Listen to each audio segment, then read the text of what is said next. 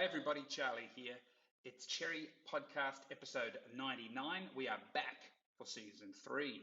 And this week we talk about Fanatics buying the Topps trading card company, what that means for the hobby.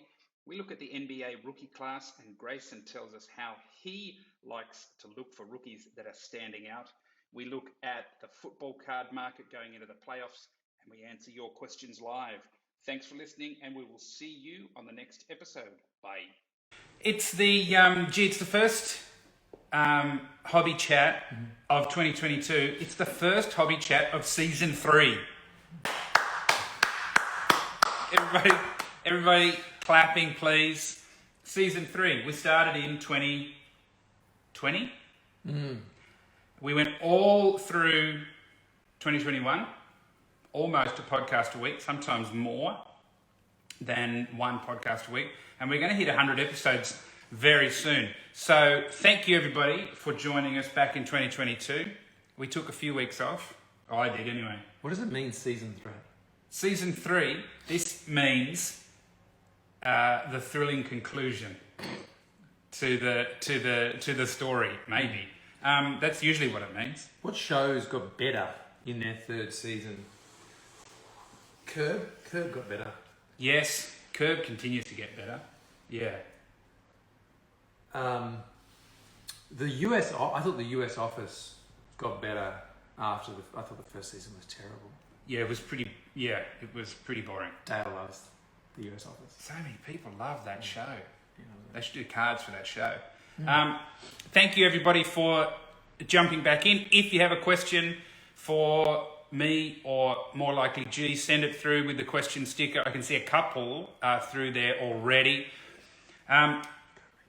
Huge news to start off 2022, which happened last week. You remember what it is?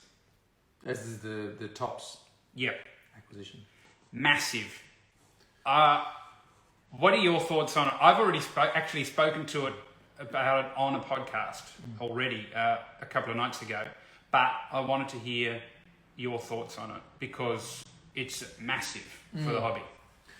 Well, I spoke to someone who's pretty high up in the tree of our life. Yep. The day that I heard, or like minutes after the original news that Fanatics were potentially going to get these licenses. Yep. And they said then that this is exactly what would happen.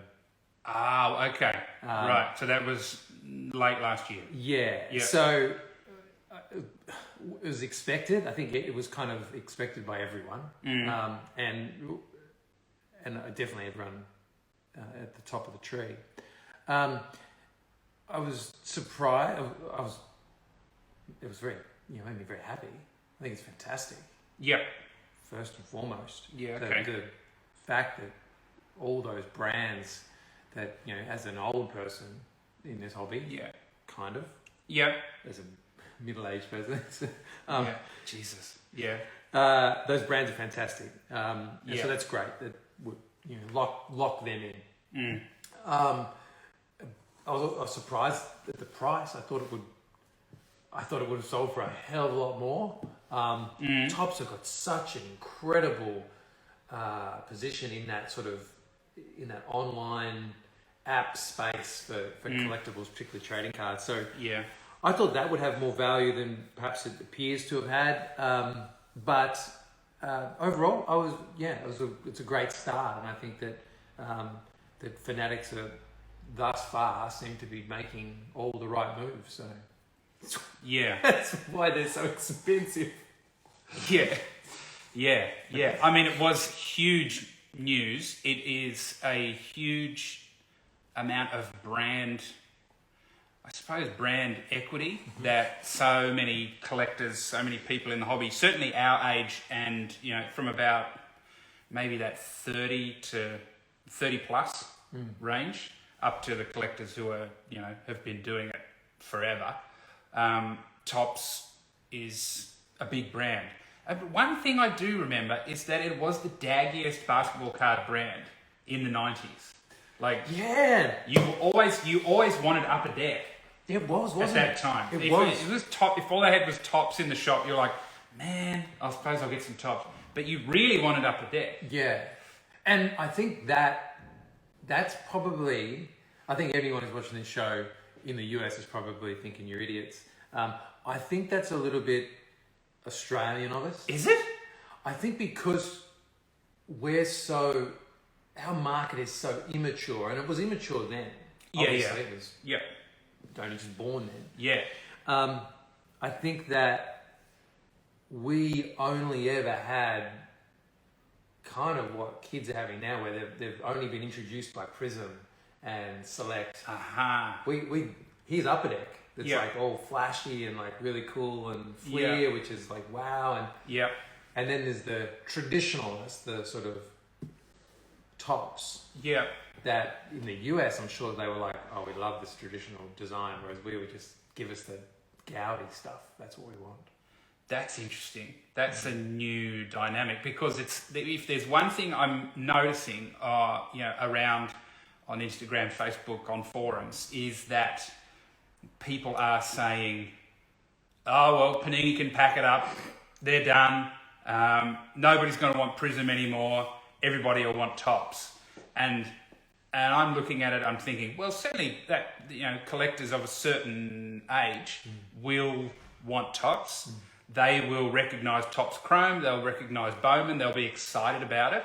However, everybody who's come back to cards in the last 2 years during this sort of peak cycle that we've had recently, especially the young kids that come in, they're Prism, they're Panini brands.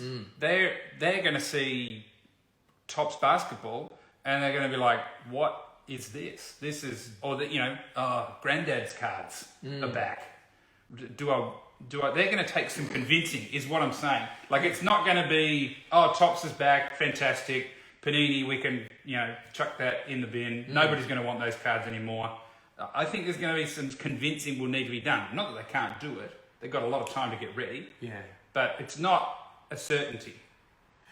No, absolutely not. And that is a big challenge, I think, that Fanatics will face, is that the real exciting brands for the younger collectors, who are the ones that are going to have a lot of money in 5 to 10 years, are going to be around brands like Prism and Select and Arbitec.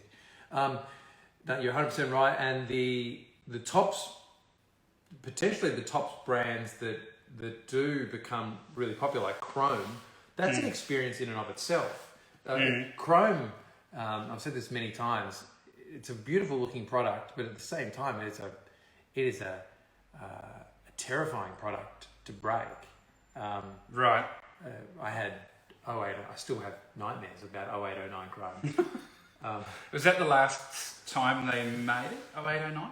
Or was it 9, 10? You know that I'm struggling with memories. Yeah. But that's a different thing. We'll talk about that another time. Yeah. I don't want to get everyone down. My recollection was that Topps had Chrome variants in its standard Topps product in 09-10. Okay. Because they'd lost the license for the rookies, so that it was like, that's why the Steph Curry rookies wearing a white top. Yeah. Not that hadn't happened before. But I think they had the variations and there was no actual Chrome from my memory. Okay. Someone will tell me I'm wrong in the comments, no doubt. But terribly, like you do a case. Yeah. And like the best card in a case would be the equivalent of like to 199, purple Prism of Anthony Edwards, and everyone would just be like, wow, all my money's gone. Yeah. So. And what sort of yield would you get from of the rookies of that year in a case or in a box? Oh, they were less. People didn't chase them then, like as much. Nah, base rookies just weren't like they weren't like there'd be one or two guys that'd be like 10, 20, maybe $50. Yeah, I've told this story before. That Dirk Nowitzki was. I remember his rookie cards. One of the last rookie cards I remember being wow, I got a Dirk rookie and like $100, and then the market pulled right back on those rookies. I don't remember Derrick Rose base rookies being like money cards, like yeah. So definitely not the next guy. Like Joakim Noah cards were not popular. So what can you expect to get for LeBron rookies out of a box of, when Ken Golden decides to bust one of the, is it 03, 04? Or I'm not sure what they are now, raw. Is it 2 in a box maybe? 1 or 2 LeBrons? I wouldn't have thought it's 2, no. I reckon you'd be lucky to get 1. Yeah, that's pretty brutal. I'd say it'd be 1 every... If it's similar to the similar run, I'd say now, it would probably be about 1 every 4 or 5 boxes. But once again, I don't know. Yeah, well, that's something, very clever people at Topps, at Fanatics. They have a long sort of lead-in time to tweak things and get it right for when they sort of take over in, I think, 2025. And probably they'll start putting out some little practice sets soon as well, I would imagine. They'll start tweaking things. We're going to put out some basketball products. I think they have that finest product coming up that we saw. It has a Dirk auto. It's got Detlef Schrempf. So that'll be maybe a little tester. We've got a solicitation for an NIL one with... got some of the upcoming young players that are going to get drafted in it, which looks really good. I'm unsure how to go in this market. Very sheltered market from kind of college performances. Yeah, definitely. But the other thing too about that with Topps Chrome is that it's buy a case and not actually getting that much from a case is not necessarily a bad thing. It's just something that I think Panini actively try to prevent. Like Panini tend to have relatively their products, I wouldn't say they're watered down, but they tend to be very presentable when you're breaking them down in live group breaks, and that's probably something they've worked towards to make sure that people get a fair spread of teams and things like that. Yeah, something that they they've clearly noticed in the head office. They've thought, look, this is a big thing that's happening. We need to lean into this. It was a nightmare in the early 2010s. Their products just, you get 4 people in a break that would get cards. It would be terrible. Yeah. Yeah. So, but as you say, very clever people at both Topps and Fanatics. They know what they're doing, and they've got time to practice and tweak things so that it's ready to go when they sort of take over. We've got 6 questions, which is good. Now, the next thing that I've been thinking about, it's about this news, is that it doesn't solve, which is a problem for a lot of collectors, it doesn't solve the Jordan LeBron problem. They're still at Upper Deck. Yeah. Which, if you listen to people like Brian Gray, who you should listen to, because he's a hobby legend, he says apparently Upper Deck is not for sale. It won't be sold. But surely, for the right amount of money, a silly amount of money maybe, which Fanatics have, they could solve that problem, buy Upper Deck, and maybe we get back... Surely, we wouldn't get more Jordan and LeBron autos, because they're not going to magically start signing more. But we could get back sick new inserts of Jordan and LeBron if that happens. I think Brian Gray's right. Upper Deck have never, for a company that's seemingly been they had a $15 million court loss or something along those lines. It was quite really? Significant. If I had a $1,500 loss on my sports bet account, I would sell Jerry.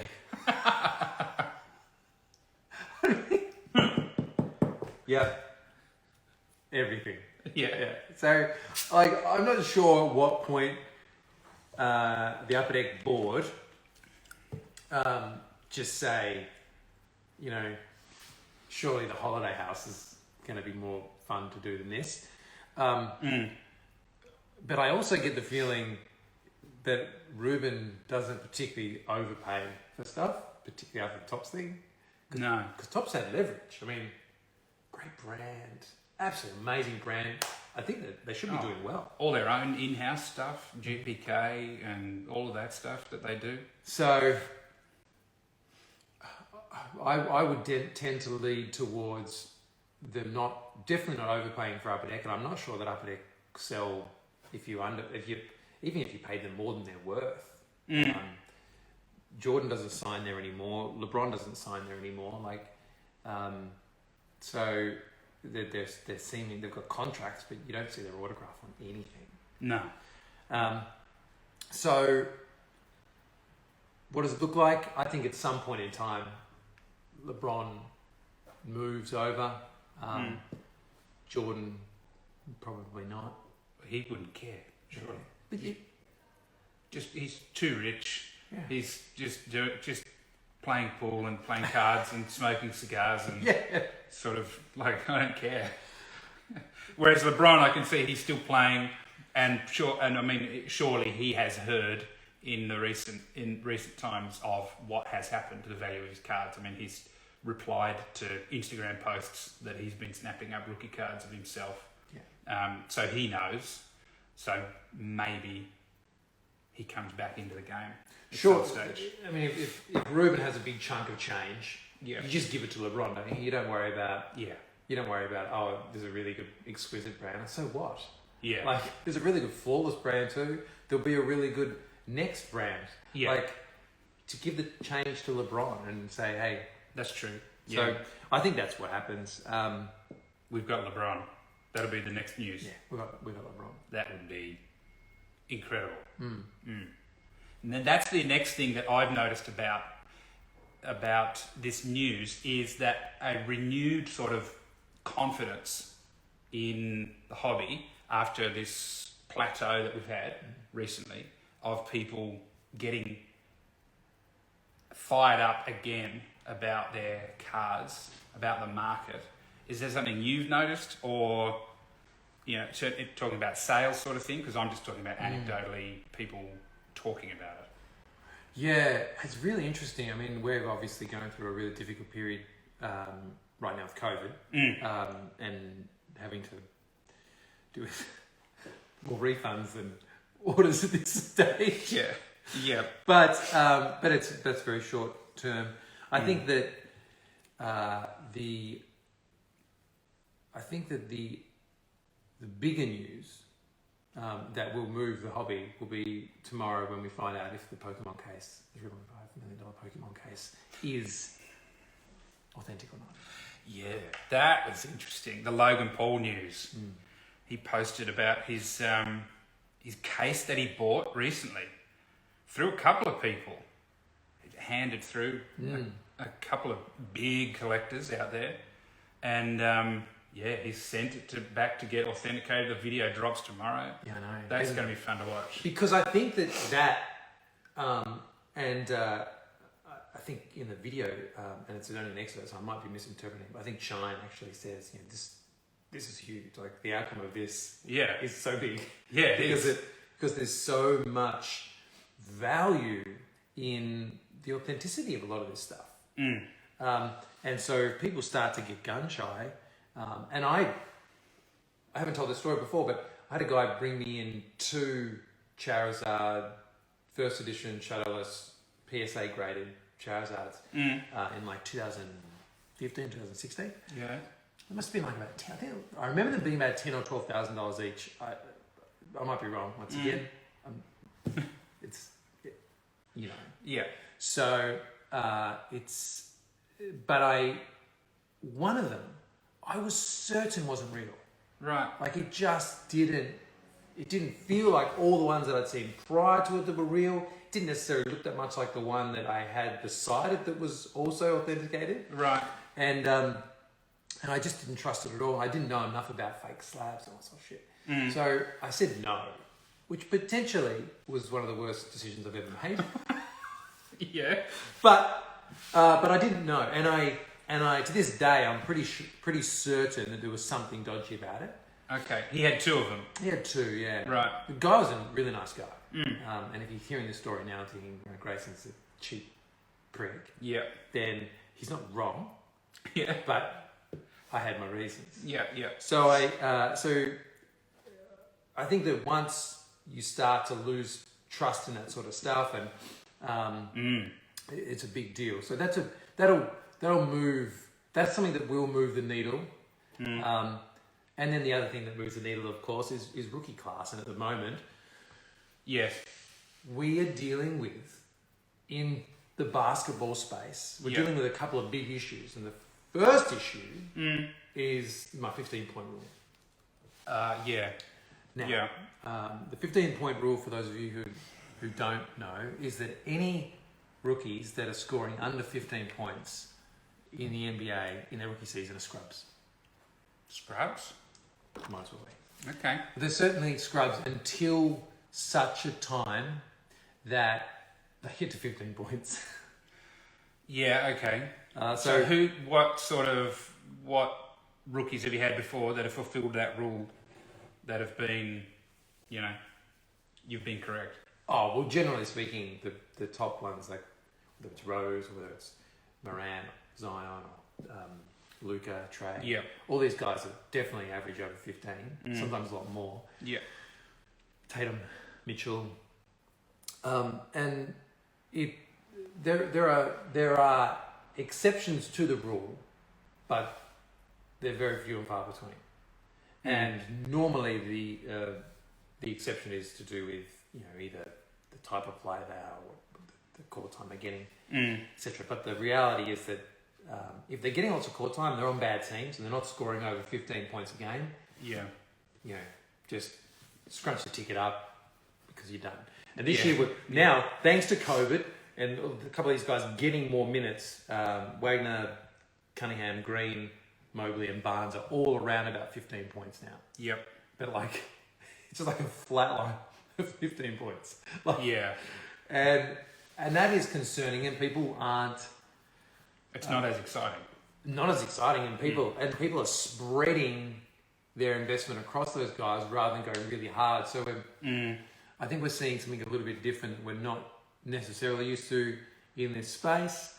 The Trevor Lawrence sort of bandwagon has a one wheel missing. He's in football, yeah. I think it's amazing to watch, but at the same time, the coach crumbling around him. Not getting touchdowns, which hurts. So I think that at the moment there is certainly some hesitancy for people to go hard in the current trading card market, and I mean, even with the soccer stuff, like the best young player in the world, Greenwood, is barely getting used at Man United, and his cards don't even have rookie stamps on them anyway. So there's a fair bit of there's a predicament there, but it's a strange market, as it always is. Yep, always changing. And what about we've got NFL playoffs starting? Who should we look at in that market at the moment as we head into? I mean, we're going to have the Super Bowl. It's not going to be long. Yeah. Look out for a special on football singles at Cherry for Super Bowl weekend as well. By the way, what should we be looking at? Who should we be looking at in terms of NFL cards at the moment? Well, Mac Jones, I think and I've said this numerous times, I think he's overpriced. Right. And I think they go home week 1. I think the Bills take care of the Patriots, so I wouldn't be buying his cards. But it's always cute when you've got a rookie quarterback on a team that has the potential to win everything. Yep. The Trey Lance in any given Sunday, Jimmy Garoppolo could break. It's like a 50-50 chance. Yep. It's almost like someone's playing Dungeons and Dragons above the stadium. I mean, they just drop dice, and if it's lower than 6, Garoppolo just breaks. Yeah. And so if Trey Lance gets to take the reins, he's exceptionally talented. So that's an interesting play. I think Josh Allen wins everything. Okay. I don't know if it's this year. I think it could be. I think the Bills are tremendously talented on so many different lines. I think the Bills are better than the Chiefs. I think the Bills are better than the Buccaneers. I think the Packers are clearly the best team in football at the moment, but they've got a history of imploding at this point of the year. Yeah. And I think that the guy who I think is the best quarterback in the NFL, period, on the way out is Joe Burrow. He goes in, plays the Raiders. That should just be a walk in the park. Assuming that Jamar Chase, who's exceptionally talented as well, doesn't just drop the ball because he's got a tendency to drop it. Yeah. If he doesn't drop it, then it's just over. Because if Jamar Chase, who's a rookie too, if he lands with the ball in his hands and the guy's not already holding on to him, then it is over. Right. And if you haven't watched Jamar Chase highlights, just like YouTube straight after this. The guy is so. It reminds me of watching Neon Dion when I was a kid, and just be like, he caught it. Yeah, it's over. Yeah. Yeah. Put the binoculars down. So, football cards by Burrow, Allen, Kyler Murray. I think the Cardinals are going to be better again next year. Sealed product or good cards of theirs. The Donrus variations, I think, are really good cards, particularly the paper ones. Still underpriced, short printed, hard grade because they've got borders, which make them hard to center, and they've also got easily damaged in those big, heavy boxes that get shipped across the world. And so that's one to look out for. Okay. All right, football season, and we've got one more topic before we look at your questions, which is EPL Prism. Yeah, I'm bullish. I still think it's early on in the soccer life cycle. That's true. There is a massive wonder kid for Liverpool, Harvey Elliott. We pray for the rookie symbol. When's it coming? Late February. Okay. And we're thinking it'll have Colour Blast Ronaldo in Man U gear. Ooh. I know, which would just be massive. Yeah. Potentially Foden's first Colour Blast, Lukaku's first Colour Blast. Right. Last year's was a big miss. Well, not a big miss. Last year's was a miss. One, because the Colour Blasts just seemed to fall so rarely. Right. So it was hard for people to chase something they never saw. Yep. And then the second thing was that Saka and Greenwood didn't have rookie stamps, and that becomes just a headache. So down the track, when you go to sell that card in 25 years, and this is his rookie card, is it? Where's the RC? Yeah. Other one's got the RC. Yeah. So Prism EPL. I think I'd be pre-ordering. I think it's a really good price at the moment. Doesn't seem to have that kind of. There's going to be a Ronaldo Colour Blast in there, kind of tax on it. Yep.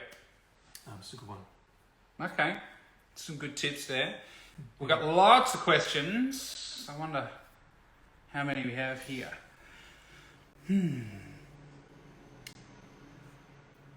Let's have a look. The first one, my hairdresser's got COVID, but as soon as he's out, I'll get a trim. Will we have WWE Undisputed? A lot of people asking. Yeah. That's a quick one. We didn't get much of it. I believe that we'll only be doing breaks of it just to spread the love.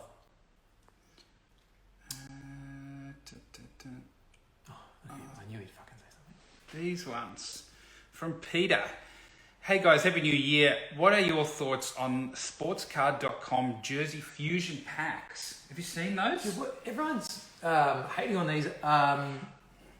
These are the little double jersey ones with 2 players on there and a couple of swatches.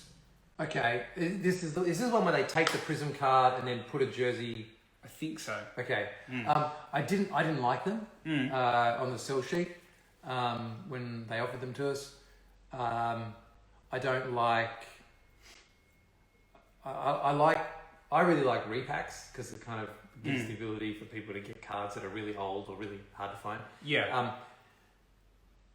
I don't particularly like these. They just look like mutations to me. I think there's some amazing custom cards in the landscape. Yeah. Don't like those, but at the same time, I love seeing people try new things. So I don't hate on the company or necessarily the product. It's just not for me. Yep. Yeah, I agree. I've seen a few people posting them and they seem happy with them. Will you guys be selling EPL Prism boxes? Yes. Yeah, they're available. They're available now. Cases, boxes, and packs. I don't know what that means from Dale. I can't read it, but I'm sure it's bad. Thoughts on Volvo's trade to the Pistons? Do we need to start getting excited about Volvo? Why? Who stopped? Oh, okay. You've been on board. I actually think he's an under. I can't say underrated. I think he's quite a good player. When I see him play, I think he's quite good. But his card prices have always been stupid. Will they get that stupid again? Surely not. I hope they do, just for the memes. It'll be funny.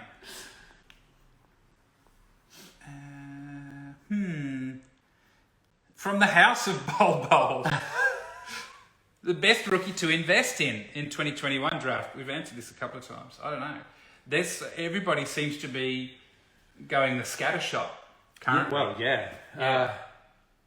I think he's 18 to 1 at the moment. Wagner. I think Wagner's the rookie of the year. I don't think it's close. I think Cade Cunningham is arguably the best player that I've seen thus far. I bought a Jalen Green card the other day that was quite nice, so I'm hoping that he's good. And Mobley, who I hate his name. Yeah. I'm big on LeBron James. Yeah. Larry Bird. Magic Johnson. Yeah. Kobe Bryant. Yeah. Evan Mobley. It doesn't. Yeah. I can't have it. Yeah. No, I know what you mean. Sometimes there is stuff in the name. You're like, I think that about Ja Morant, actually. That's a cool name. Oh, yeah. And that's why I was asking you yesterday, do you think he's, potentially at that tier? My phone heard you because I've had 3 Instagram posts from people saying he's that tier. Yeah, okay. Since. So I was lining up. I was doing the same thing with names. I was like, Ja Morant. That's a cool name. It is a cool name. And it's the sort of name that people, in 10 years, wow, Ja Morant. Steph Curry. That's a cool name. Yeah. He's such a confidence player, I think, Ja, and that when he's playing well, he looks like an MVP. Yeah. And the moment he's playing bad, he looks like a bench player. Oh, really? And it goes on for it's a consistent thing. He'll be bad for a month. Right. He actually made a comment in an interview I watched where it was really difficult when he came back and he played his first game. It was quite bad. And he said the chants when he was before his injury were MVP. And what he heard when he was playing his first game back was, we were better when you were sick, when you were injured. Yeah, yeah. That's the crap. Yep. That's brutal. Yeah. Let's take a couple more questions. Scroll down this list a bit. There's a good question from Ado. Is the Melbourne store open yet? We're planning on January 17th. Yeah. At the moment, literally, we've got 2 staff. Yeah. The rest of our team are all out, isolating or with COVID. Blake hasn't been in at all, but we think that is more to do with a couple of new OnlyFans accounts.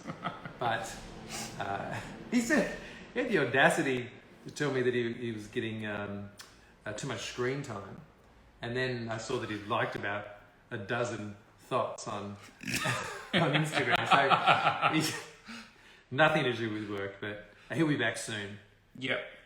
Okay, so we're planning for Monday currently for the Melbourne store, and we're open here. Yeah, and we are open in Hobart. We had people come in yesterday. I had a bunch of people come in. It was good. Talk about cards, buy some cards, sell some cards. That was really really cool. All right, well, we might crack on. We'll get on with the rest of the day. Thank you, everybody, for watching, listening to the first episode of 2022? Mm-hmm. 22, shit. And thank you for your great questions. We'll see you next episode. Bye. Bye.